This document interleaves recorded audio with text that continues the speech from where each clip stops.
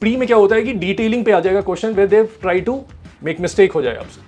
Mains के perspective से आपको इशू समझना है सेंट्रल एशियन रीजन का and how Shanghai corporation organisation is basically working on to it and how it is providing a platform to address the challenges in Shanghai corporation, मतलब all the central Asian nations, है कि नहीं? तो perspective थोड़ा clarity आया ना pre का और मेंस का। They will try to make you confuse into the prelims examination, making it more factual in nature और maybe more understanding in nature. But when it comes to the mains examination, they will be asking regarding to the issue in the Central Asian nation and how Shanghai Cooperation Organization become beneficial in addressing such challenge. तो आप मान के चलो कि जो area news में है उसका मैप इन एंड आउट आपको पता होना चाहिए ढंग से। और यही तरीका, मतलब यूपीएससी भी वही एरिया पे फोकस कर रही है, हम भी उसी एरिया पे फोकस कर रहे हैं। हम कितना डिटेल में जा पा रहे हैं और कितना अंडरस्टैंडिंग उस रीजन में बिल्डअप है।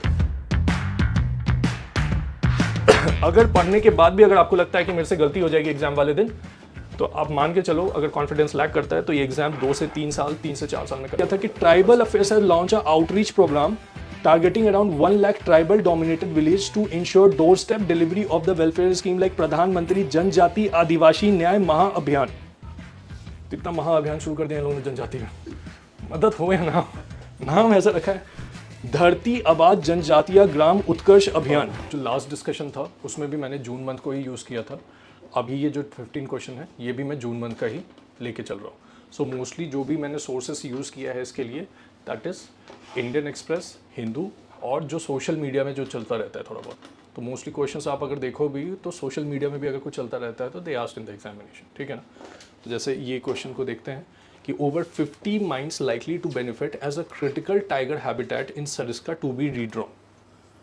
तो क्रिटिकल टाइगर हैबिटेट ये न्यूज़ में था, इंडियन एक्सप्रेस में चल रहा था जून के मंथ में। तो सरिस्का टाइगर रिजर्व में रीड्रॉ कर रहे हैं क्रिटिकल टाइगर हैबिटेट का।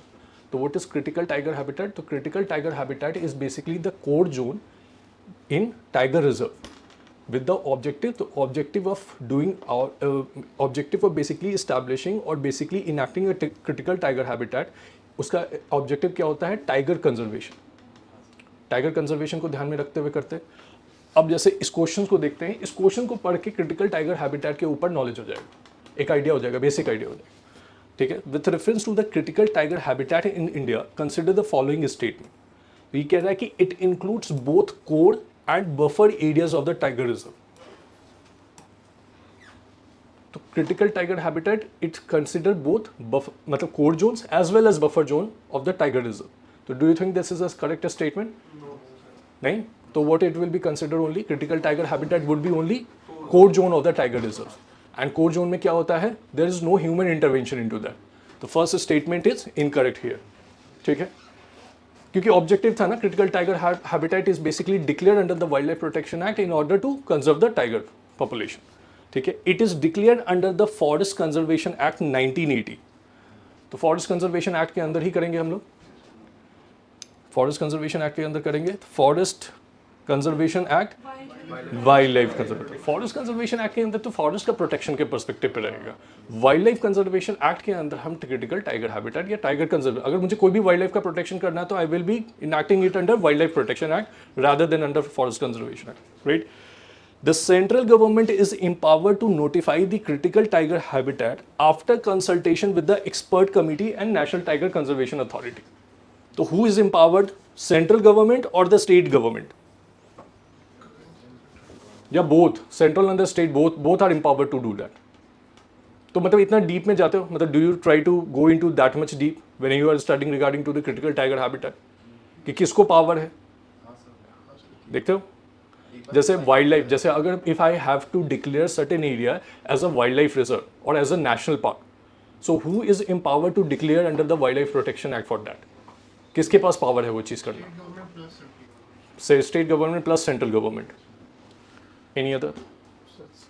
स्टेट पे फोकस रहता था प्रेफरेबली। तो ये भी स्टेटमेंट रॉन्ग है। It is not central government, it is state government after consulting with the expert committee. अभी एक्सपर्ट कमेटी कैसे बनता है? दैट्स यू हैव टू सी। तो वो बेसिकली इसमें नेशनल टाइगर कंजर्वेशन अथॉरिटी के जो मेंबर्स होते हैं वो लोग एक्सपर्ट कमेटी में वो लोग बैठते हैं। तो they have a good knowledge regarding to the tiger population, their conservation and all. So उनसे कंसल्टेशन लेने के बाद स्टेट गवर्नमेंट के पास तो वो स्किल रहेगा नहीं ना, उनको तो किसी से कंसल्ट करना पड़ेगा एक्सपर्ट कमेटी से। तो definitely that expert committee will give the idea to the state government कि आप इस रीजन को क्रिटिकल टाइगर हैबिटेट बता दो। अंडरस्टूड? तो ये स्टेटमेंट भी गलत हो गया. Now, Nagarjun Srisailam in Andhra Pradesh and Telangana is the largest critical tiger habitat in India. ये करेक्ट स्टेटमेंट है. It was asked in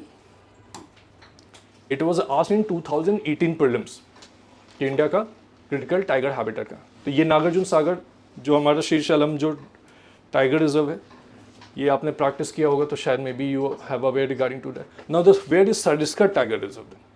question तो ये सरिस्का पे था, मतलब जो न्यूज़ में टॉपिक चल रहा था वो सरिस्का पे था. और सरिस्का से था बेसिकली कि in order to manage ecological balance with development, Sariska tiger reserve का बाउंड्री को हम रीड्रॉ कर रहे हैं. No any other? Orissa, Rajasthan में है ये. आप बेसिकली क्या कर रहे हो, क्रिटिकल टाइगर हैबिटेट का बाउंड्री रीड्रॉ कर रहे हो in the perspective of maybe हो सकता है कि जैसे इसमें लिखा है ना कि mines for 50 mines will be going to be benefit for that. तो आप क्या कर रहे हो, चेंज कर रहे होगे क्रिटिकल टाइगर हैबिटेट का वो प्लेस. तो it will do, it will beneficial for the development, है ना. ठीक है, तो मोस्ट प्रोबेबली इसका क्वेश्चन का आंसर 4 ओनली है फिर यहाँ पे. सो नाउ गोइंग अहेड, दूसरा क्वेश्चन उसमें है संघाई कॉर्पोरेशन ऑर्गेनाइजेशन के ऊपर. तो Rajnath and Doval likely to visit China to attend the SCO meeting. तो Shanghai corporation organisation was established in 2001 after updation of Shanghai 5. It was basically established with the objective of political and security purposes. Start हुआ था वो security purpose से, later culture and economic every aspect dimension was added into Shanghai corporation organisation. Shanghai 5 members कौन कौन थे? तो who have started this Shanghai Cooperation Organization? Central Asian nations, Central Asian के nations में कौन कौन Central Asian nations में था? Russia, Kazakhstan, Tajikistan, Turkmenistan. 5 लोग बताना. Russia, Kazakhstan, China, Tajikistan and Turkmenistan. अभी करंट टोटल कितने मेंबर्स हैं SCO में? 10 मेंबर्र्स हैं. तो कौन कौन लोग ऐड हुए हैं? India and China India and Pakistan was recently added in 2017 Shanghai corporation. तो 7 हो गया. और other 3 members? Belarus, Iran, Belarus और एक और उज्बेकिस्तान मिस कर दिया हमने. ठीक है, तो Shanghai corporation organisation was established in 1996 as a successor to the Shanghai 5. तो ये सही स्टेटमेंट है, गलत हो गया. It was established in 2001. India became the full member of Shanghai corporation organisation in 2005. That is wrong. The permanent secretariat of the Shanghai corporation organisation is in Shanghai, Beijing. Although its name is Shanghai Cooperation Organization, but its permanent secretariat is located in Shanghai, China. The core objective of the Shanghai Cooperation Organization includes promote regional security, economic cooperation and cultural exchange. ठीक है, Shanghai Cooperation Organization is really important with respect to the means examination as well. So any kind of terrorism or any kind of security dialogue जो Central Asian regions में होता है, particularly Shanghai Cooperation Organization is taken as a platform to address such kind of issues. ठीक है ना. Reason क्या है? Central Asian countries में Afghanistan is also the member, Pakistan is also the member, and where we have a state sponsored terrorism. तो उस dialogue को करने के लिए Shanghai corporation organisation play a very crucial role. आप अक्सर देखोगे कि मेंस में SCO से रिलेटेड क्वेश्चन जरूर आएगा और न्यूज़ में कवरेज भी बहुत होगा. तो अगर मैंने एक बार में क्या किया कि संघाई कॉर्पोरेशन ऑर्गेनाइजेशन उठाया और उसका नोट्स बना लिया मीन्स के पर्सपेक्टिव से, है ना, तो मेरा काम हो गया. प्री में क्या होता है कि डिटेलिंग पे आ जाएगा question where they try to make mistake हो जाए आपसे.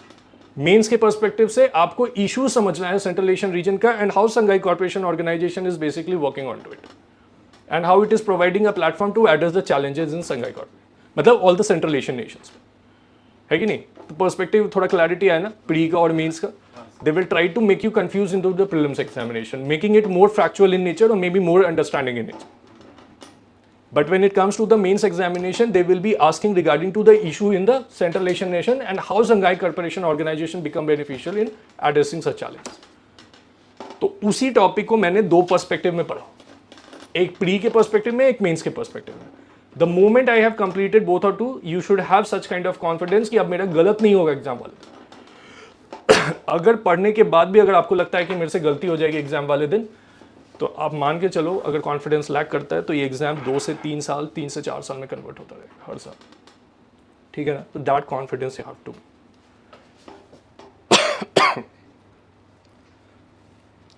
अब स्ट्रेट ऑफ हॉर्मुज क्लोजर, ये बहुत इंपॉर्टेंट न्यूज़ में चल रहा था उस टाइम पे जून में। रीज़न इसका ये था, the United states has bomb the 3 nuclear sites into the Iran. Retaliatory effect में ईरान ने कहा कि आई will be closing the straight of Hormuz, ठीक है, retaliatory step. Straight of Hormuz is very important from the perspective of it is basically supply and transport of energy from that straight. तो definitely question आएगा, और आया भी बिहार वाले PCS में। अगर आप बिहार का पीसीएस का पेपर इस साल का अगर आप देखे होगे, straight of Hormuz was on the paper था। अब इसको इधर से ध्यान से देखते हैं। Straight of Hormuz, consider the following statement, it lies between the Iran and Saudi Arabia. Map का प्रैक्टिस है, यस, ईरान और मैप है अतुल, कैन ईरान, उसके ठीक नीचे अगर मैप में हम देखेंगे ओमान दिखेगा, है ना। उस वाले रीजन में जो वाटर बॉडीज है उसका क्या नाम है, पर्शियन गल्फ। रेड सी फिर किधर है, उसके नीचे, यस यस, ठीक है ना।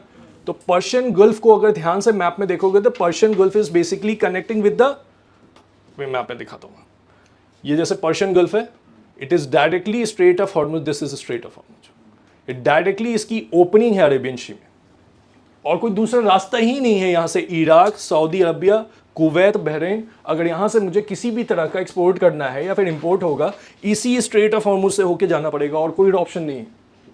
और most of the oil are being located here, है ना। तो वैसे सिचुएशन में अगर हमने इसको ब्लॉक कर दिया तो it will create a problem for India as well. India हम क्या करते हैं, मोस्टली हम जो हमारा जो लिक्विफाइड नेचुरल गैस है और पेट्रोल है, वी आर अभी हम यहीं से ले रहे हैं। Now after the blocking of straight of Hormuz, India is looking for the other मतलब ऑप्शंस कि कहाँ से हम ले सकते हैं, है कि नहीं। तो आपको समझ में आया कि कैसे इंपॉर्टेंट हो गया स्ट्रेट ऑफ हॉर्मुज। अब इसका मैप अगर आपने ढंग से प्रैक्टिस नहीं किया हो तो it will become create problem in the examination. अब आप देखो स्ट्रेट ऑफ हॉर्मुज के ही नीचे यहाँ पे रेड सी है, तो अगर मैप को अगर इन एंड आउट अगर ढंग से प्रैक्टिस किया गया हो, जैसे रेड सी के क्वेश्चंस प्रैक्टिस किए गए हो, तो एग्जाम में 2024 में रेड सी पे भी एक क्वेश्चन आया था, याद है तो कौन सा क्वेश्चन था। The question was asked over the Red Sea in 2024 prelims examination regarding to the geography, that rainfall over these regions are minimum and there is no fresh water inlet into the Red Sea। Question था ना जिसपे बहुत ज़्यादा controversy हो गई थी कि उसमें लोग नेट पे ढूंढ के निकाल रहे थे कि नहीं देखो ये रिवर है फ्रेश, है ना। तो आप मान के चलो कि जो एरिया न्यूज़ में है उसका मैप इन एंड आउट आपको पता होना चाहिए ढंग से, और यही तरीका, मतलब यूपीएससी भी वही एरिया पे फोकस कर रही है, हम भी उसी एरिया पे फोकस कर रहे हैं, हम कितना डिटेल में जा पा रहे हैं और कितना अंडरस्टैंडिंग उस रीजन में बिल्डअप होगा, that is required. Now going to the question, it is a only sea passage from Persian Gulf to the open sea. तो टेक्निकली ओनली है, जो हम कीवर्ड्स पे मिस्टेक कर देते हैं, मान लो वहां पे अगर दिमाग आपका ज्यादा चलने लगा कि ओनली लिखा हुआ है, तो है ना, हम सिखाया तो जाता ही आज की डेट में यूट्यूब पे कि जहां ओनली लिखा होगा वो गलत हो जाएगा, यहां ओनली लिखा हुआ ये सही हो गया। And is often called as the oil artery of the world due to vital role in the global energy supply. First statement is wrong, second statement is correct. It is often called as the oil artery of the world. It serves as a key route for the oil export from the countries such as Saudi Arabia, Iran, Kuwait and Iraq, जो मैंने अभी बताया। तो first statement wrong है, इसका answer हो जाएगा 2, 3 and 4, ठीक है ना। किसका किसका सही हुआ था, जो अटेम्प्ट किया था सही हुआ था, सही हुआ था, ऊपर से लेके तीनों, वेरी गुड। आपका भी 2 सही हुआ,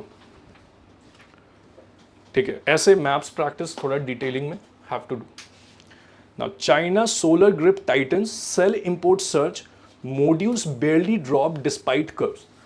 अब जैसे लास्ट जो मैं डिस्कशन ले रहा था उसमें अगर जो थे अवेलेबल उस दिन, मैंने उस दिन आपको वहाँ पे मोस्ट फेवर्ड नेशन का और मोस्ट फेवर्ड नेशन का कंसेप्ट बताया था, और कंट्री में नॉन डिस्क्रिमिनेटरी जो हमारा अप्रोच जो होता है WTO का प्रिंसिपल्स बताया था। उसमें मैंने एक चीज़ बताई थी कि जो मोस्ट फेवर्ड नेशन का कंसेप्ट और नॉन डिस्क्रिमिनेटरी अप्रोच जो होता है वो जनरल होता है सारी कंट्रीज़ के लिए, कि अगर मैंने मोस्ट फेवर्ड नेशन का क्लॉज अगर लगा दिया, जैसे किसी में, जैसे मैं अगर किसी के ऊपर कोटा या टेरिफ इंपोज कर रहा हूँ, तो I have to impose quota and tariff with respect to the every country. ऐसा नहीं कि किसी को पार्शल मतलब किसी को फेवर दे देंगे हम लोग।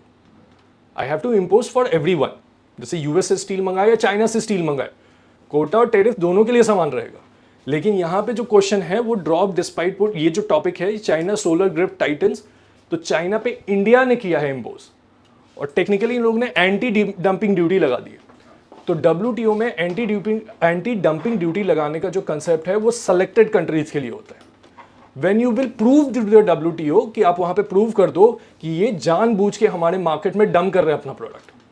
कैसे? तो मार्केट वैल्यू से सस्ते दाम पे बेचा जा रहा है जानबूझ के, तो आप सेलेक्टिव एंटी डंपिंग ड्यूटी लगा सकते हो उसके ऊपर। तो ये डिफरेंट क्लॉज है।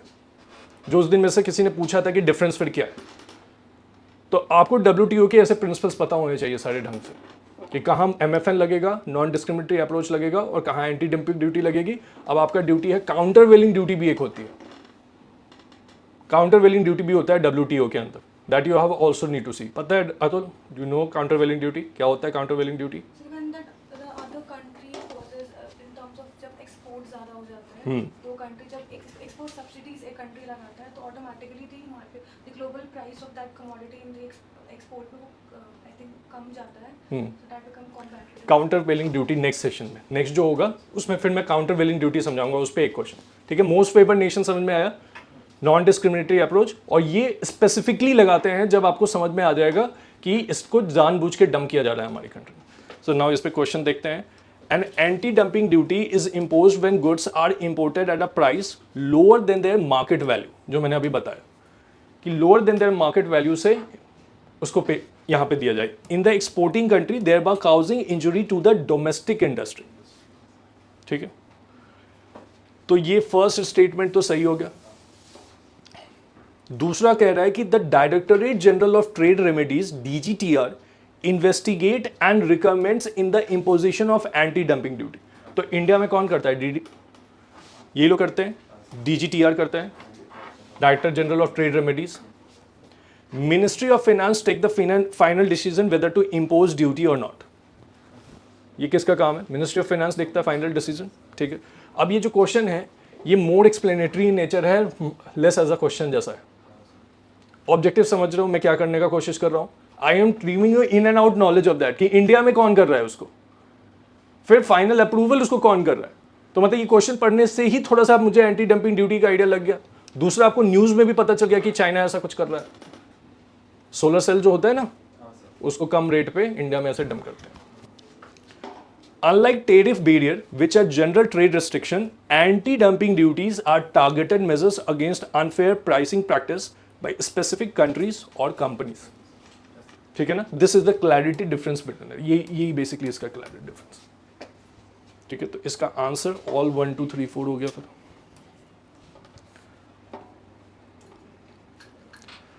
अब नेक्स्ट क्वेश्चन है, European union and India is not just a relationship, it becomes a tangible commodity. ठीक है, क्वेश्चन नहीं है, ये बेसिकली हेडलाइन है, मतलब ये टॉपिक चल रहा था न्यूज में कि European union India is not just a relationship, it becomes a tangible commodity. तो ये वहाँ का कोई यूरोपियन यूनियन का कोई था, उसने ये स्टेटमेंट दिया था, तो मुझे टॉपिक पता चल गया कि India European Union is important. ठीक है, इसका अब देखते हैं कि हाउ एंड व्हाट इज। तो थोड़ा सा इसमें डेटा भी है, क्वेश्चन समझते हैं कि with reference to the Indian European Union trade relationship, European Union is India's largest overall trading partner with respect to goods भी लिखा है मैंने और सर्विस भी लिखा है, यहाँ पे मैंने प्लस साइन लगा के रखा, देखो यहाँ से मैंने पर्टिकुलरली उसको हाईलाइट करके बताया कि गुड्स एंड सर्विस दोनों में लार्जेस्ट ट्रेडिंग पार्टनर है। इंडिया का लार्जेस्ट ट्रेडिंग पार्टनर अभी करेंटली कौन? USA, उसके बाद चाइना। तो ये स्टेटमेंट सही होगा या फिर गलत हो जाएगा? लार्जेस्ट ट्रेडिंग पार्टनर अगर गुड्स सर्विस दोनों को मिला दे तो ये गलत हो जाएगा। पर्टिकुलरली अगर गुड होता तो यूरोपियन यूनियन है गुड्स के पर्सपेक्टिव में। ठीक है ना, अब क्या है कि ये एग्जैक्टली नहीं पूछेगा एग्जाम में, अंडरस्टूड माय पॉइंट? ये एग्जैक्टली नहीं आएगा एग्जाम वाले दिन, इससे जो अंडरस्टैंडिंग डेवलप होगी उस दिन एलिमिनेट करने में आसानी रहेगा एग्जाम वाले दिन। समझ में आ रहा है ना क्या बोल रहा हूं मैं? ये एग्जैक्ट नहीं पूछेगा एग्जाम में, ऐसे क्वेश्चन नहीं आएगा कि इंडिया, ये स्टेट पीसीएस में प्रेफरेबली होता है कि एग्जैक्ट पूछ देता है कि इंडिया का अभी करंट लार्जेस्ट ट्रेडिंग पार्टनर कौन है विथ रिस्पेक्ट टू वॉल्यूम बताओ। यूपीएससी में ये चीज़ नहीं होगा, लेकिन ये फैक्ट से जो अंडरस्टैंडिंग डेवलप हो जाएगी that will help you in the examination. Now ये India and European Union are negotiating free trade agreement known as India European Union Broad Based Trade and Investment Agreement. तो it was asked in 2017 prelims कि India European union के बीच में जो free trade agreement negotiation हो रहा है उसको क्या बोलते हैं? तो it is called as a broad based trade and investment agreement, BTIA बोलते हैं उसको, ठीक है ना। तो ये पूछा हुआ है क्वेश्चन। तो जब आप पढ़ते हो तो इन सब चीज़ों पे फोकस करते हो ना इन सब चीज़ों पे कि क्या नाम है उस ट्रेड एग्रीमेंट का। बहुत जगह ऐसा होता है comprehensive economic partnership agreement, CEPA ऐसे करके होता है ना बहुत जगह। तो आपको डिफरेंस पता है इन सब के बीच कुछ डिफरेंस है? टेक्निकली ये सब फ्री ट्रेड एग्रीमेंट है, और फ्री ट्रेड एग्रीमेंट्स पे क्या होता है कि gradually we have to make our import and export with that nation tariff free, tariff and taxes free. Positive list और नेगेटिव लिस्ट का डिफरेंस होता है मेरे ख्याल से। हाँ, पॉजिटिव लिस्ट नेगेटिव लिस्ट में बनाते हैं उसमें कि किस में देंगे किस में नहीं देंगे, ऐसा करके कुछ होगा, है ना। मेन ऑब्जेक्टिव जानना है, मतलब स्पेसिफिक नहीं जानना है, ऑब्जेक्टिव जानना है कि जो भी फ्री ट्रेड एग्रीमेंट्स हम साइन करते हैं किसी कंट्रीज के साथ, उसका प्राइम ऑब्जेक्टिव होता है कि gradually we have to reduce the goods and services जो भी है उसको हमें ट्रेड को फ्री, बैरियर फ्री करना है, किसी तरह का टैक्स ना हो, किसी तरह का इंपोर्ट पे किसी तरह का वो टेरिफ ना हो, ये सारी चीज़। रीज़न कोई समझा सकता है ऐसा क्यों करने की ज़रूरत है, व्हाई इट इज़ इंपॉर्टेंट? जैसे मान लो लेट्स सपोज दैट कि मैं एग्रीकल्चर सेक्टर में या मैन्युफैक्चरिंग सेक्टर में मेरी industry is not competing with your industry in the United states of America, मैंने बैरियर फ्री कर दिया उसको, अब उसका प्रोडक्ट हमारे कंट्री में इंटर कर जाएगा and they start competing with that. Now जो product is basically in our country is more high, मतलब high prices, same product with the better quality at lower prices is basically win getting. तो how can other, मतलब हम कैसे उसको खरीदेंगे फिर अपने डोमेस्टिक को, ठीक है। लेकिन एक तो ये मैं आर्ग्यूमेंट दे रहा हूँ कि मैं अगर फ्री ट्रेड कर देता हूँ ग्रेजुअली ओवर टाइम तो उसका इम्पैक्ट पॉजिटिव क्या आएगा वो मैं बताऊंगा। अभी मैं बता रहा हूँ निगेटिव, कि उसका निगेटिव इम्पैक्ट ये आएगा कि डोमेस्टिक कंट्रीज जो है, डोमेस्टिक मैन्युफैक्चरर्स जो है हमारे, वो compete नहीं कर पाएंगे। तो ऐसे सिचुएशन में क्या होगा, वो हो सकता है बंद हो जाए। तो फिर हम ऐसा क्यों कर रहे हैं, इतना मतलब नेगोशिएशन जा के क्यों कर रहे हैं? कभी आपने ध्यान दिया इस चीज़ पे, फोकस किया है? बाकी सर हमारे को वहाँ पे जाके कॉम्पिटिटिव हो पाए उनकी मार्केट में। ट्रेड में एक प्रिंसिपल है, ट्रेड में एक प्रिंसिपल है, जैसे आपने अगर मार्केट का प्रिंसिपल पढ़ा होगा इकोनॉमिक्स में, तो उसमें एक प्रिंसिपल है डिमांड एंड सप्लाई को, अगर मार्केट अगर डिमांड एंड सप्लाई से एडजस्ट होता है, फ्री हैंड से एडजस्ट होता है, तो वो बेनिफिशियल होता है प्रोड्यूसर के लिए भी और कंज्यूमर के लिए भी। आप जब इंटरवेन कर दोगे मार्केट में किसी को प्रोटेक्ट करने के लिए, तो वो कहीं ना कहीं डिस्टॉर्शन हो जाएगा मार्केट के अंदर। जैसे क्या नाम है उसका, स्मिथ की प्रिंसिपल इसको बोलते हैं इकोनॉमिक्स का, एडम स्मिथ की प्रिंसिपल है ना, ये डिस्टॉर्ट हो जाएगा। जैसे लेट्स सपोज दैट मैं तुम्हें इसका एक अच्छा एग्जांपल बताता हूँ। जैसे कि अर्जेंटीना में एक जगह है पैम्पस, ठीक है ना, पैम्पस सुना है आपने, पैम्पस स्टेपी ये सब सुना होगा आपने, प्रेडीज है ना।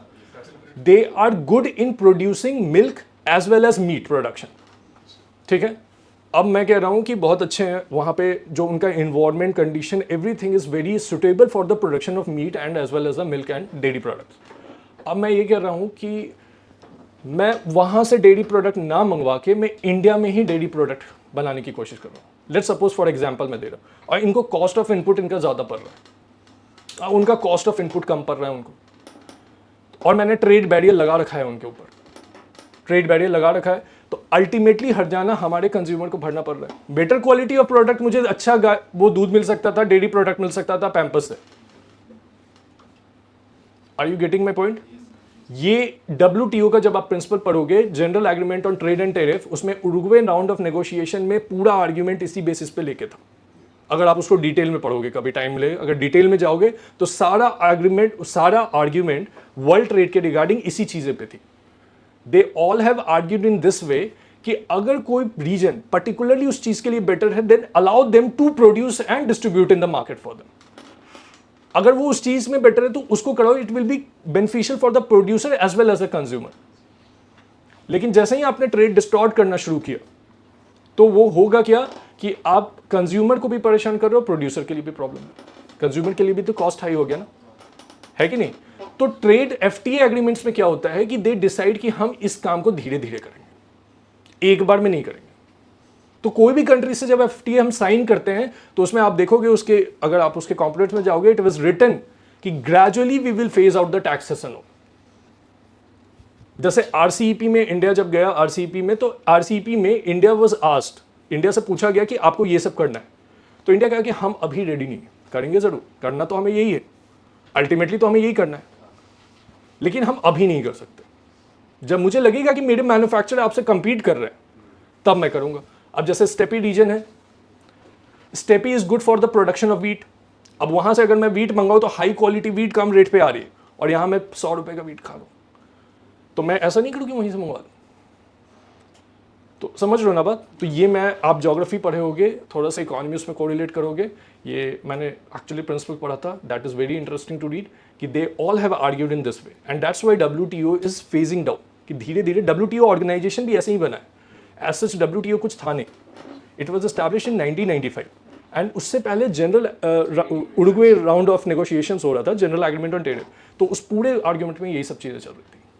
ठीक है ना? तो I hope this is clear. Now इसमें एक और है, यूरोपियन यूनियन इज अ की partner in the propose India middle east Europe economic corridor aimed at enhancing the connectivity into Asia and Europe. तो ये तो सही है, इसके साथ इसमें कीवर्ड्स ही दिख रहा है यहाँ पे यूरोप, तो इससे पता चल जाएगा ये। India European Union FTA negotiations were first launched in 2022 as a part of India European Union Connectivity Partnership।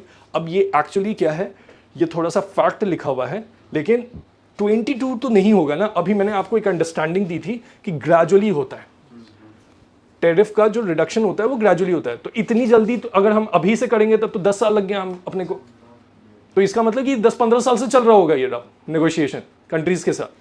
तो याद रखिएगा, अगर डेटा याद नहीं भी आ रहा है एग्जाम वाले दिन, अंडरस्टैंडिंग है अपने को, तो मैं डेटा पकड़ के बता सकता हूँ कि ये गलत डेटा लिखा हुआ है। ठीक है ना? एग्जाम वाले दिन सोचने का मतलब कि कितना अंडर, और ये सारे एक्सरसाइज अभी करके जाने। हाँ वो तो ठीक है, ये तो यहाँ ऑप्शन बना हुआ है ना। आई am talking about of the UPSC ऐसा ऑप्शन थोड़ी बना के देगा, ये तो मैंने बड़ा इजी ऑप्शंस बना के दिया। I am talking about of UPSC की वे they will try to confuse you more as they can. Exam का क्वेश्चन सेट करने में उनको 1-1.5 महीना निकल जाता है, तो आराम से तो करेंगे नहीं। ये तो मैंने 2 दिन में किया, तो वो तो आपको परेशान करेंगे।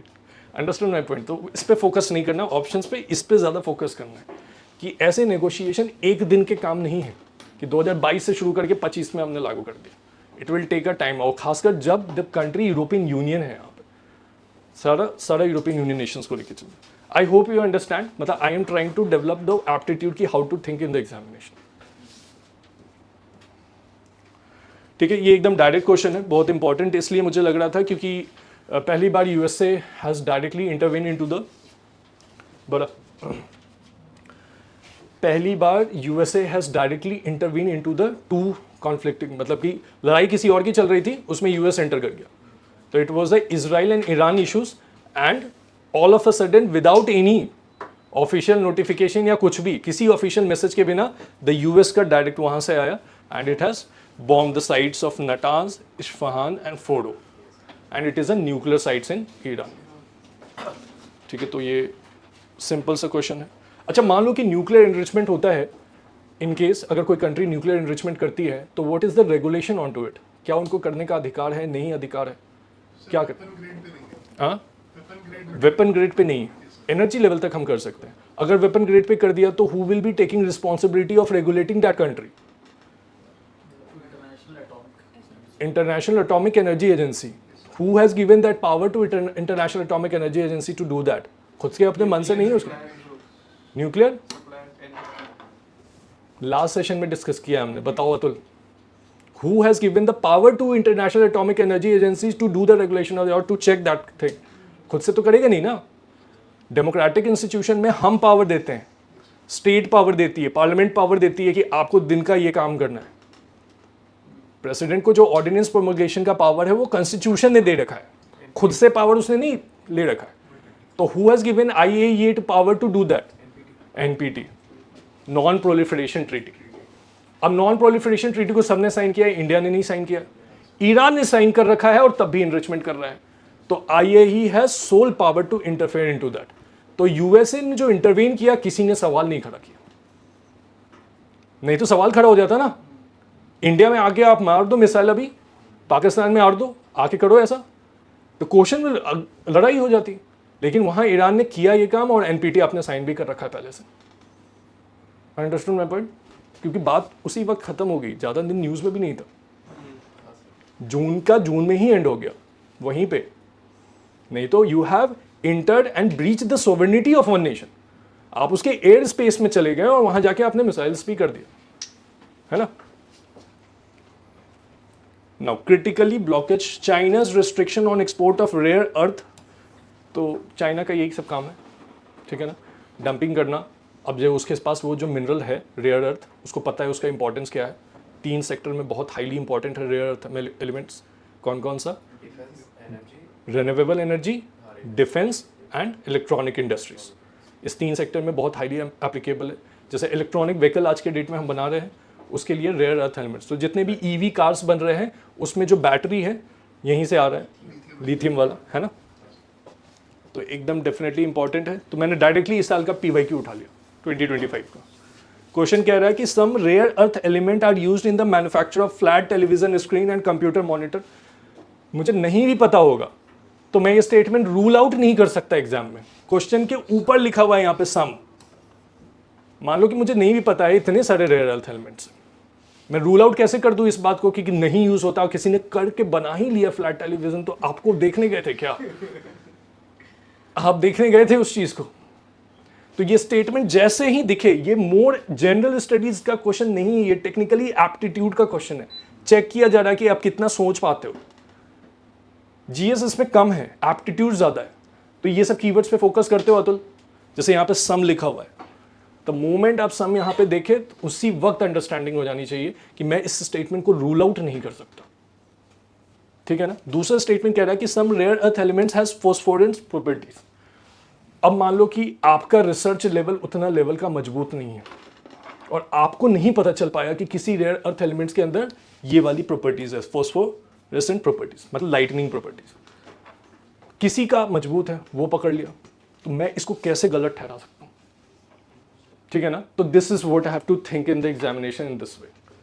मैं इसको रूल आउट नहीं कर सकता। जैसे कुछ स्टूडेंट्स, मैंने जब मैं पीटी के क्वेश्चन डिस्कस करता हूँ गलत बता देते हैं, तो मेरा पहला सवाल ये है कि गलत तुम कैसे बता सकते हो? रूल आउट नहीं कर सकते कि इसमें नहीं है।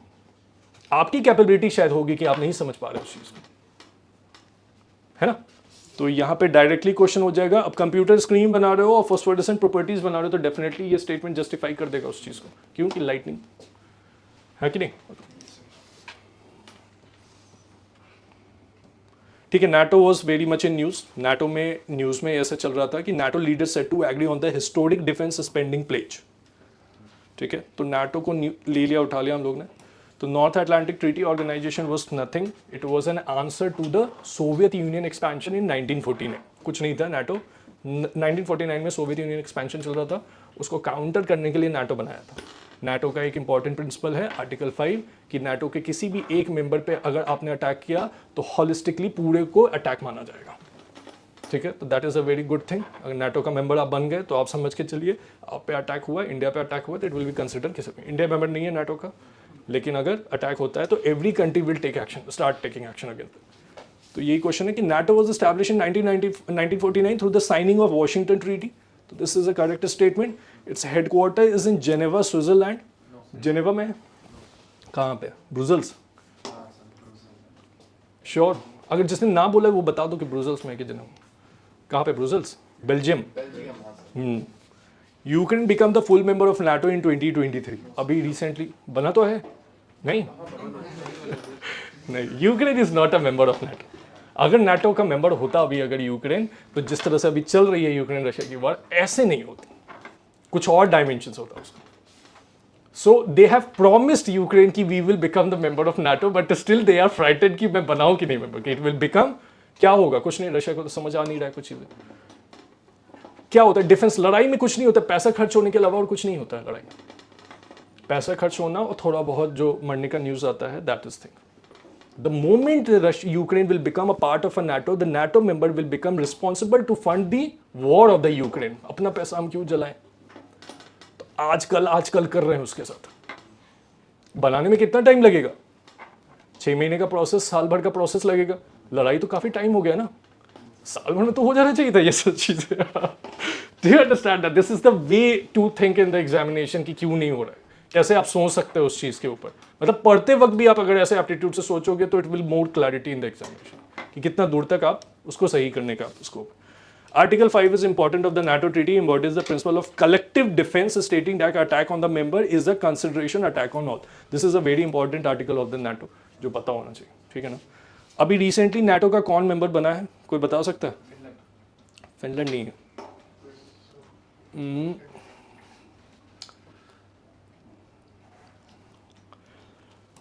देखो इसमें लिखा है मैंने, Ukraine has applied to NATO membership but it is not a member yet, it only received assurance at the Vilnius summit.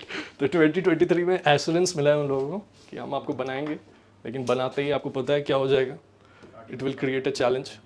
Article 5 उसी वक्त रिवोक कर जाएगा, द मोमेंट आप बने मेंबर हो उसी वक्त आर्टिकल 5 रिवोक कर जाएगा। उसके बाद फिर सारी जितने भी यूरोपियन कंट्रीज हैं, वेस्टर्न कंट्रीज है, सब रिस्पॉन्सिबल हो जाएंगे वॉर में।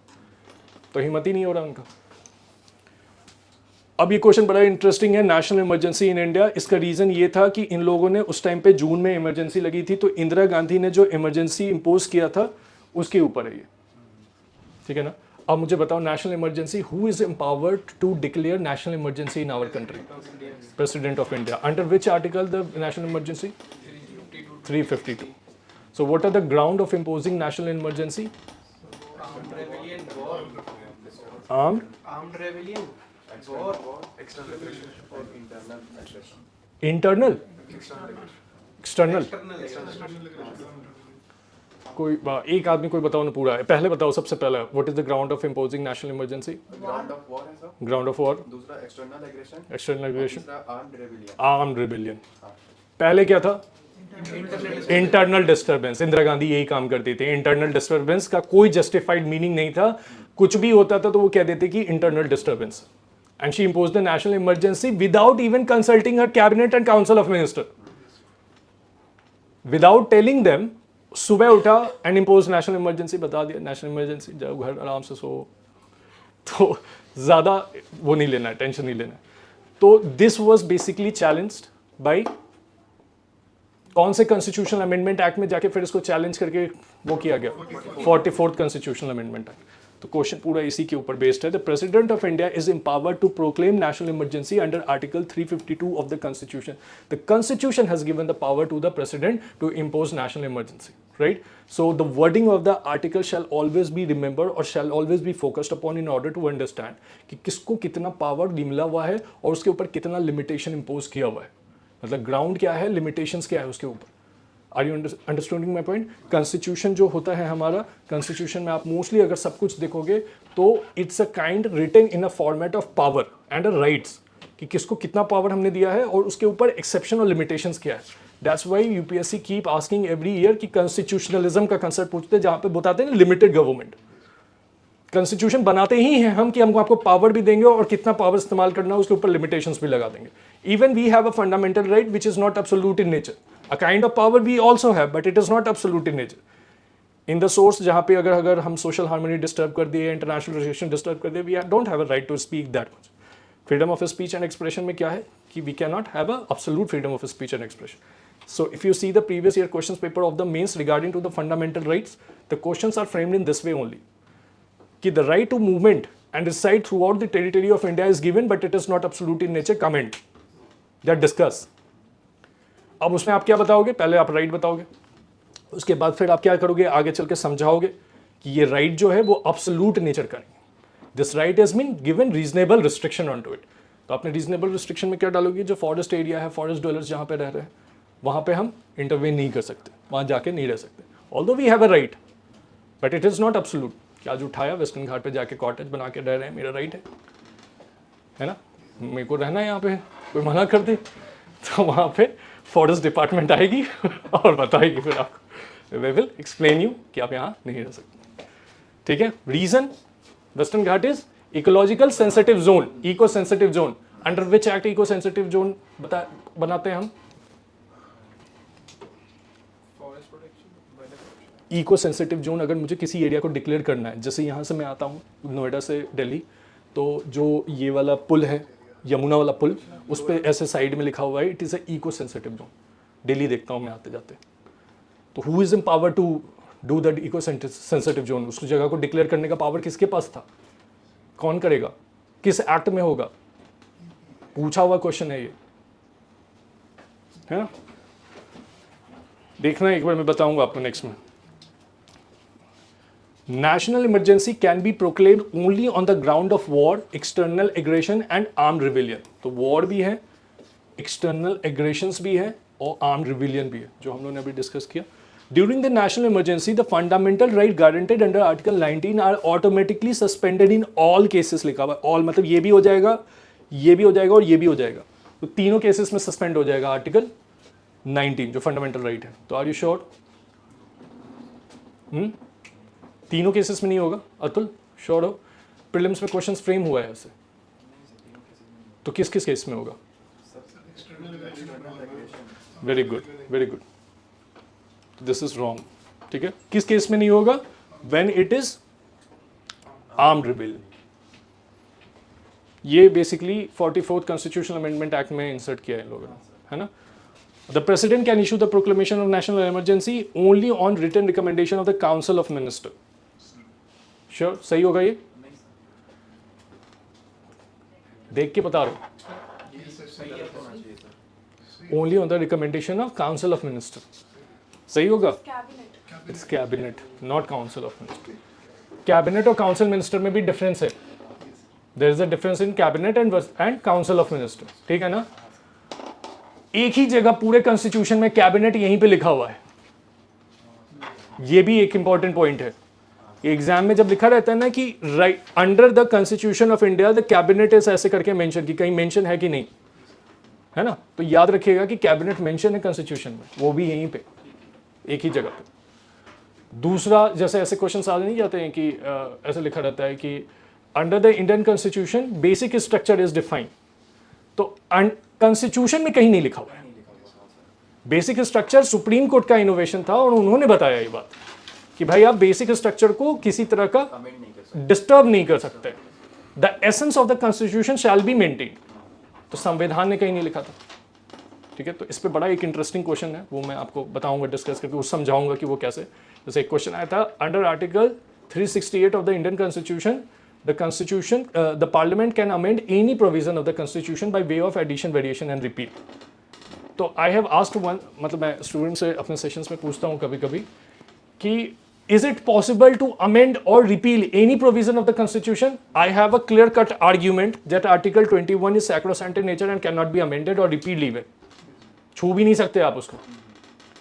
लेकिन उसमें क्वेश्चन में था कि under the Indian constitution the parliament, under article 368 of Indian constitution, the parliament is empowered to amend any provision of the constitution by way of addition, variation and repeal. Answer उसका तीनों ही है कि parliament के पास power है. The constitution, इसका मतलब ये है कि the framer of the constitution, even the constitution has given the power to the parliament to amend any provision of the constitution ने दे रखा है. ये तो सुप्रीम कोर्ट ने इंटरवेंशन करके ऐसे बताया. तो अगर क्वेश्चन ने लिखा है कि अंडर 368 क्या है वो बताओ, मुझे और कुछ नहीं जानना, 368 में क्या है वो बताओ, इसका मतलब क्या हो गया? बेयर एक्ट आपको पता होना चाहिए कि बेयर एक्ट में क्या लिखा है ना. ऐसे क्वेश्चंस होते हैं बेयर एक्ट से, डायरेक्ट आर्टिकल तो रहता ही. तो this is what why you should be focusing on the bare act as well. Now this is important question, climate finance. ये बीपीएससी में भी इस पर क्वेश्चन पूछा था क्लाइमेट फाइनेंस के ऊपर. इसमें क्या है? कुछ नहीं है, जितने भी गरीब देश हैं उसका नेता बना हुआ है इंडिया, और वहाँ जाके पैसे मांग रहा है कि आपने कमिट किया है, आप पहले दो. ठीक है, किस प्रिंसिपल के ऊपर? कॉमन बट डिफरेंशिएटेड रिस्पॉन्सिबिलिटी, कि हम सबका एक ही मकसद है लेकिन रिस्पॉन्सिबिलिटी आप लेंगे ज़्यादा, हम लेंगे कम. तो बहाना मिल गया इनको है कि नहीं, कि हमारे पास पैसा भी नहीं है और दूसरा हमारा मन भी नहीं है है कि नहीं. पहले आप दो, तो नेता बना हुआ है इंडिया. इसी में देखो हेडलाइन भी ऐसे ही लिखा हुआ है, climate finance, India takes a lead in cornering the developing nation, developed nation. ठीक है, तो हेडलाइन भी ऐसे ही बन गया है. तो वहाँ पर नेता बन के लोग लड़ रहे हैं उनसे जाके. अब इसका ध्यान से देखना है कि climate finance under the global climate agreement, global climate agreement United nation framework convention on climate change की बात कर रहे हैं. ठीक है, UFCCC जो है हमारा, उसमें time to time agreement changes हुआ है, क्योटो प्रोटोकॉल, फिर पेरिस एग्रीमेंट. तो ये सब पढ़ा होगा आपने. Article 9 clause 1 of the Paris Agreement mandates that the developing countries shall provide financial resource to developing countries for the climate action. तो अब ये 9.1 इसलिए मैंने लिख दिया क्योंकि न्यूज़ में चल रहा था, ठीक है ना. Obligation under Article 9.1 flows that Article 4.3 of the UN Framework Convention on Climate Change, making it legally binding. तो जो 9.1 flows that Article 4.3 of the United Nations Framework Convention on Climate Change, making it a legally binding. तो what do you think? कि उसके अंदर legally binding कर सकते हैं क्या? लीगली बाइंडिंग होता भी तो फिर पेमेंट तो डेवलपिंग कंट्री. अरे तो लीगली बाइंडिंग हम कर भी दें, मान लो कि अगर वायलेट कर भी दिया तो who is there at the international level to punish you? Who is there to? Moral responsibility तो है, मोरल रिस्पॉन्सिबिलिटी से तो कर नहीं रहा है. लीगल तो हमने जानबूझ के फिर लीगल भी किया उसे, but in despite of that violation who is there to punish you? China को तो इतनी बार इंटरनेशनल कोर्ट ऑफ जस्टिस, कितनी बार इन लोगों ने इंटरनेशनल कोर्ट ऑफ जस्टिस है हमारा, उसमें साउथ चाइना सी में कितनी बार इंटरवेंशन किया और फिलीपींस के एकदम मतलब फेवर में ऑर्डर दे दिया कि भाई गलत कर रहा है. अब फिलीपींस क्या कर ले? पूरे वर्ल्ड में बस एक ही चीज़ होगा कि सैंक्शन इम्पोज हो सकता है, यही हो सकता है. लीगल तो इसी केसेस में हो सकता है, सैंक्शन इम्पोज कर देंगे हम लोग, है कि नहीं. तो लीगली बाइंडिंग अगर ऐसा कुछ करके आए कभी भी, तो फोकस रखना है कि वो उस कन्वेंशन में या फिर उस वाले फ्रेमवर्क में लीगली अगर लिखा हुआ है तो दिस मीन्स डैट कि हाँ चांसेस है कि उसको रिस्पॉन्सिबल कर दे. अगर लीगली नहीं होगा तो फिर उसका अलग ही होगा कि कितना सीरियसनेस है. तो लीगली बाइंडिंग पे कन्वेंशन जब पढ़िएगा तो ध्यान जरूर दीजिएगा. तो ये करेक्ट स्टेटमेंट है. अब COP29 held in Baku Azerbaijan, developed countries agree to mobilise 300 billion per year from 2035 as a climate finance. ये COP29 का डेटा है. एग्जैक्टली इस वर्ड को लिफ्ट करके BPSC ने अपने पेपर में डाल दिया, ठीक है ना, स्टेट में. अब मैं देखो, मैं भी जब when I was reading this topic मैं भी थोड़ा कंफ्यूज हो गया कि 300 बिलियन पर ईयर, भाई अभी तक का जो कमिटमेंट है वो कितना है पेरिस एग्रीमेंट के अंदर? वो तो तुम दे नहीं पा रहे हो, और तुमने क्या कर दिया 2035 से एक और नया कमिटमेंट लागू कर दिया कि अब तुम वहां से उतना दोगे. आ रही बात समझ में? तो इन सब चीजों पे फोकस करना होगा आपको. अब दूसरा क्या है, ये डेटा नहीं आएगा एग्जाम वाले दिन, एसेंस करके कुछ क्वेश्चन में आ जाएगा जो आपको समझना पड़ेगा कितना सही हो कितना गलत है. और आपको कंपैरेटिव एनालिसिस भी पता होना चाहिए, मतलब आपको एक प्रॉपर फ्लो पता होना चाहिए कि कोयोटो में कितना कमिटमेंट था, पेरिस में कितना कमिटमेंट था, और how we are changing from COP29, है ना. पूरा मतलब एक इवोल्यूशन पता होना चाहिए क्लाइमेट फाइनेंस के रिगार्डिंग क्या चल रहा है, ठीक है. The Paris agreement replaced all the earlier financial commitment made under the UNFCCC. ये तो गलत हो गया, ऐसा तो हो ही नहीं सकता कि पेरिस एग्रीमेंट के आने के बाद सब कुछ ऐसा हो जाए. तो फर्स्ट स्टेटमेंट इसमें क्या हो गया, डेवलप कंट्री फाइनेंशियल, ये करेक्ट है, ये भी करेक्ट है और ये भी करेक्ट है. तो आंसर मोस्ट प्रेफरेबली 1 2 3 है. इसका सॉल्यूशन मैं दे दूंगा अभी. अब ये Shubhanshu Shukla, experience will provide critical inputs to the country space mission. तो ये हमारे कंट्री से द फर्स्ट जेम पर्सन, पहला आदमी हमारी कंट्री से जो इंटरनेशनल स्पेस स्टेशन में गया. पहला है या दूसरा है, एक और भी तो गई थी इंडिया से, Rakesh Sharma. International space station में थोड़ी गया था, एक और थी कल्पना चावला करके, क्या नाम था उनका, नासा से गई है. तो उसको इंडिया में कंसीडर नहीं करेंगे first Indian who go to the international space station? Yes, वो एक्चुअली उसकी फंडिंग भी नासा ने किया था, गवर्नमेंट ऑफ इंडिया ने भेजा है यहाँ से अपने पैसे पे. तो ये पहला आदमी यही हो गए फिर, है ना. तब एक्सियोम मिशन 4 जो था हमारा, रिसेंटली सीन इन न्यूज़, और ये प्री में भी आया था ना, तो इस साल के प्री में था ये question. The mission was a commercial human space flight to the international space station operated by Axiom Space, collaborated with SpaceX. तो ये नॉलेज के लिए ठीक है. It mark India first human space flight mission to the ISS under an international collaboration. ठीक है, ये पहला गवर्नमेंट फंडेड था ये, ठीक है ना. दूसरा, the mission conducted experiment on the micro algae seed sprouting. तो हाँ, अभी भी हम वही कर रहे हैं, स्पेस में लाइफ ढूंढने की कोशिश कर रहे हैं कि अगर अर्थ ज़्यादा पॉल्यूटेड हो गया तो कहाँ रहेंगे फिर. तो इसके लिए वी आर डूइंग दिस. तो ये आप याद रखिएगा, माइक्रो एल्गी पे हुआ है, सीड स्प्राउटिंग पे हुआ है, साइनोबैक्टीरिया ग्रोथ पे हुआ है. ये सब सारी चीज़ें, साइनोबैक्टीरिया सब क्या है, नाइट्रोजन फिक्सिंग, है ना, इसका काम होता है इसमें. It was launch under India's Gaganyaan programme by ISRO. तो इसरो ने थोड़ी दिन स्टार्ट किया. तो गड़बड़ स्टेटमेंट है वो। किसने स्टार्ट किया है? तो नासा का प्रोजेक्ट।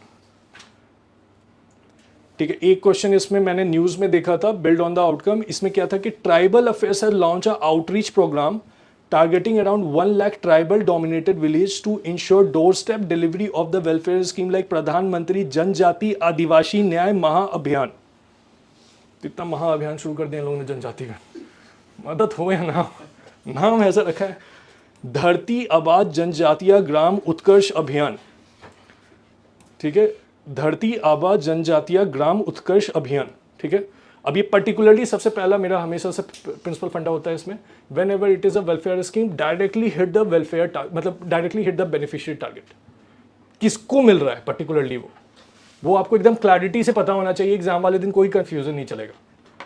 ठीक है, ट्राइबल में भी बहुत तरह तरह के ट्राइबल पॉपुलेशन में होता है ना। एक होता है PVTG, particularly vulnerable tribal groups. तो योजना पढ़ते वक्त क्लियरली पता होना चाहिए कि ये किस ट्राइबल के लिए, पीवीटीजी के लिए टारगेटेड है या फिर नॉर्मल, जैसे ट्राइबल पॉपुलेशन बहुत ज़्यादा है हमारा उसमें। जैसे आप देखोगे मध्य प्रदेश में तो गोंड वोंड जो ट्राइबल पॉपुलेशन है उनका काफ़ी ज़्यादा वो है, मतलब पॉपुलेशन है कि नहीं। लेकिन पीवीटीजी में क्या होता है, 10 लोग बचे हुए, 12 लोग बचे हुए, बस ख़त्म ही है उनका अभी। तो उनको बचा रहे हैं, उनके डायलेक्ट्स को बचा रहे हैं, उनके कल्चर को बचाने की कोशिश कर रहे हैं। तो इसी के वजह से गवर्नमेंट ऑफ इंडिया क्या किया, तो मैंने क्या किया कि इस पर एक क्वेश्चन फ्रेम कर दिया पीवीटीजी के ऊपर। आपका काम क्या है कि ऐसे अगर योजनाएं मिले तो ध्यान से देखिएगा कि उसका टारगेटेड बेनिफिशियरी कौन है। अब क्वेश्चन पीवीटीजी पे है, पर्टिकुलरली वल्नरेबल ट्राइबल ग्रुप्स पे है। किसी भी ट्राइबल ग्रुप्स को पर्टिकुलरली वल्नरेबल कैरेक्टराइज करने के पीछे रीजन हो रहा है। तो what is the reason of categorising some tribal population as a particularly vulnerable tribal group?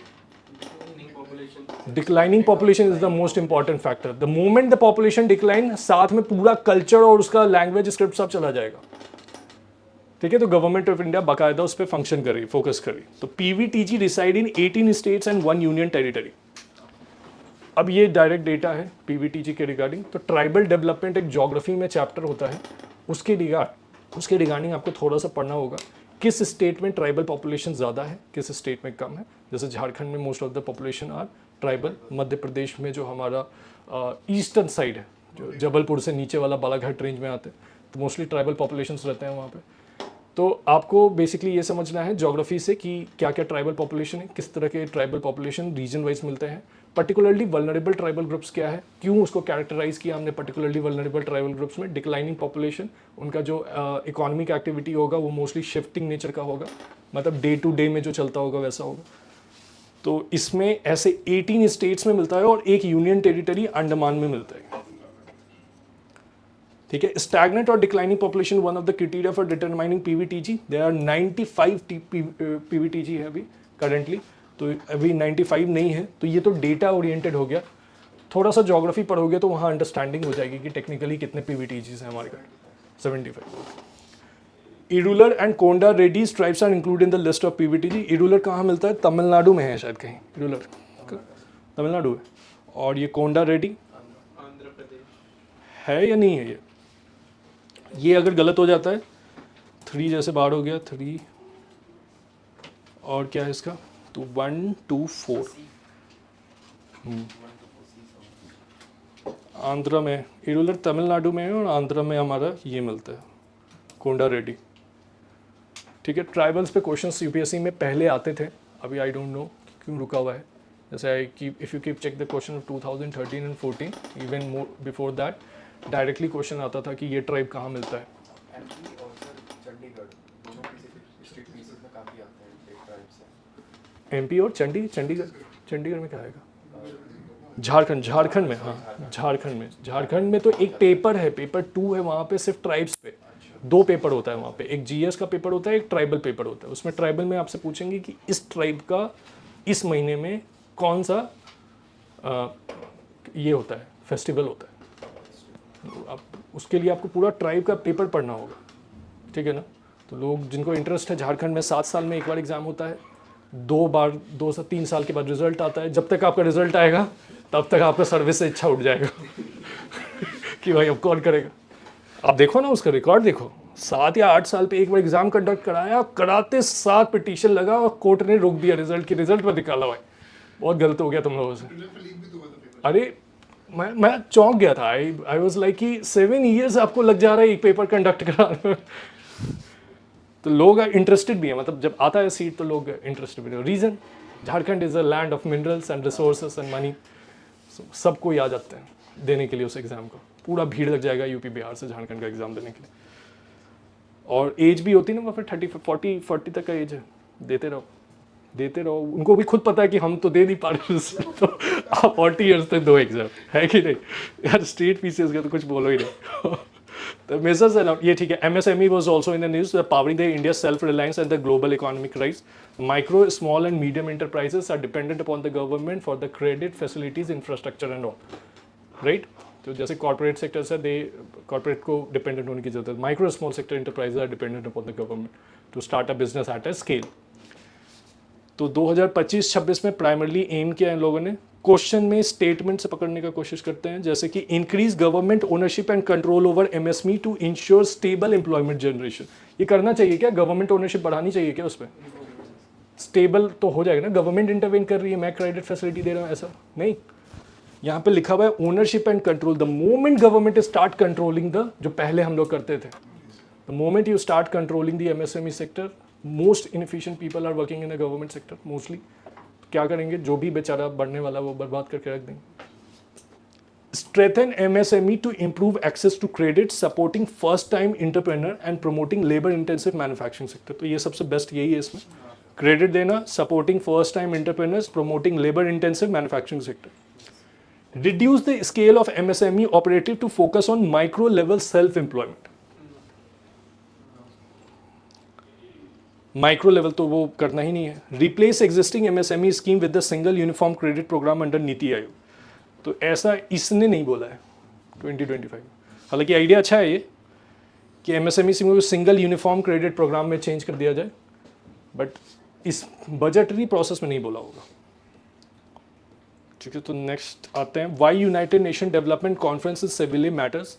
ये एक मुझे बड़ा यूनिक चीज़ मिला है इसमें कि there is a conference on financing for development, FFD4। ये कहीं न्यूज़ में था FFD4। ये पर्टिकुलरली क्या है? यूनाइटेड नेशन डेवलपमेंट कॉन्फ्रेंस है, और ये साल में, डिकेड में, मतलब 10 साल में एक बार होता है।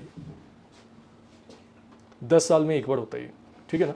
जैसे मान लो ये कीवर्ड्स FFD4 आ जाता नहीं है यूपीएससी में कितनी बार ऐसे कि फाइनेंसिंग के लिए 10 साल में एक पहला कॉन्फ्रेंस। तो सिविले कमिटमेंट कंप्रोमाइजिंग, ये पता नहीं इसमें लिखा है, स्पेनिश में लिखा है। Recently adopted the 4th international conference of financing for development FFD4 is related to reforming the global trade regime under WTO। तो फाइनेंसिंग का मैटर है तो इसमें नहीं होगा। आप लोग का सही हुआ था या गलत हुआ था? ये आंसर मैं मतलब तुम बताओ क्या है आंसर। पहला गलत लगा था, तीसरा गलत लगा था, दूसरा चौथा में डाउट है। Promoting digital public infrastructure for financial inclusion, पहला गलत क्यों लगा? WTO से चलो ठीक है, वो पता। Establishing a new international carbon pricing mechanism, तो वो उसके लिए तो है नहीं, ठीक है। ये फाइनेंसिंग फॉर डेवलपमेंट है, तो addressing the 4 trillion annual financing gap for achieving the sustainable development goal in developing country. तो यही सही है, लेकिन ये डेटा जो 4 है इससे कंफ्यूजन हो सकता है एग्जाम में कि 4 ट्रिलियन लेके आना है। और promoting digital public infrastructure in financial, तो आंसर इसका बी ही है वैसे। तो मतलब इसके बारे में थोड़ा सा देख लेना है जाके घर पे, है ना। ठीक है, लास्ट क्वेश्चन एक और।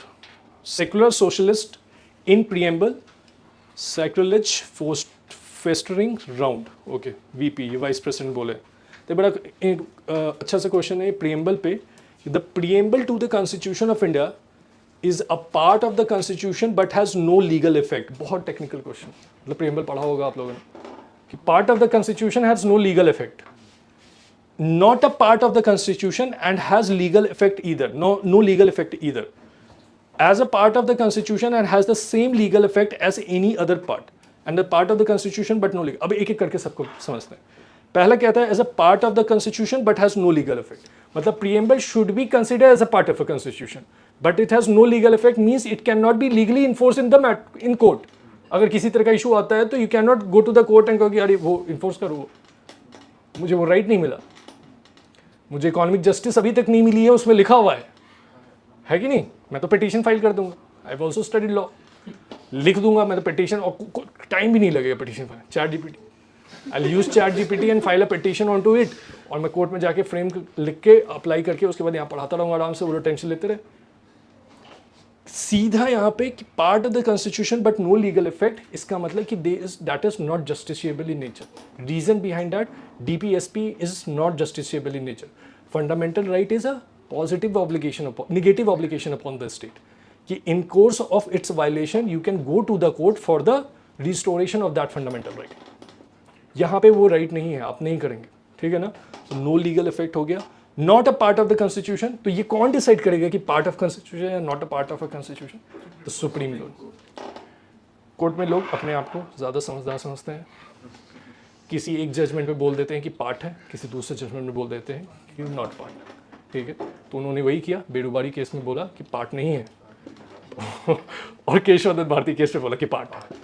अब उसका क्या रीजनिंग है, क्या जस्टिफिकेशन, उनसे पूछते हो कि तो मतलब ये आपको उस दिन क्या समझ में आया और अभी आपको क्या समझ, ये पूरे कोर्ट में यही चलता रहता है। जैसे कि amendment of the constitution was also started with the संकरी प्रसाद केस, वेयर संकरी प्रसाद केस में कहा कि आपको पूरा अधिकार है, जो करना कर। लेटर गोलकनाथ केस में बोला कि नहीं, आप नहीं कर सकते अमेंड, ठीक है ना। तो उस टाइम का इंस्टेंस, उस टाइम का सिनेरियो, उस टाइम की सारी चीजें will be consider as a judging at that time, ठीक है ना। तो इसको कैसे समझेंगे, इस पे एक क्वेश्चन पूछा है मेंस में, the constitution of India is a living instrument and not a dead instrument, it is subject to change according to the need of the society. जैसे कि पहले क्या था, what was same sex marriage was crime, अभी भी है, लेकिन कहीं ना कहीं हम अब सोच रहे हैं ना, अदर कंट्रीज तो कर रही है ना, तो अब का सिनेरियो कुछ अलग है, उस समय का सिनेरियो कुछ अलग था। राइट टू प्राइवेसी पहले नहीं था, we have right to privacy, है कि नहीं। तो समय समय के अनुसार जजमेंट चेंज होता है, वही यहाँ पे भी हो रहा है कि उनको उस दिन चमका होगा कुछ कि नहीं, it shall be part of the constitution, अब इसको रखना है हमें, ठीक है। अब तक उनको नहीं समझा, तो as a part of the constitution and the same legal effect, ये भी गलत, अभी मैंने आपको जस्टिफाई किया लीगल नहीं है। तो बेड़ी बाड़ी केस में उसको पार्ट ऑफ कॉन्स्टिट्यूशन भी बताया गया, और नो लीगल इफेक्ट उसको रखना मैंडेटरी इसलिए है क्योंकि the most of the keyword which is used into that is basically in order to have resources enough to provide that socio economic development. उसमें जो जस्टिस है, ये सारे कीवर्ड्स हैं, वो उसको देना मुश्किल, ठीक है ना। तो आई होप कि चीज़ें थोड़ी समझ में आई होगी, और सोचने का तरीका कैसे हम सोचना है, तो वो प्रैक्टिस आएगा। तो हम लोग ऐसे ही 15 क्वेश्चन का डिस्कशन रखेंगे।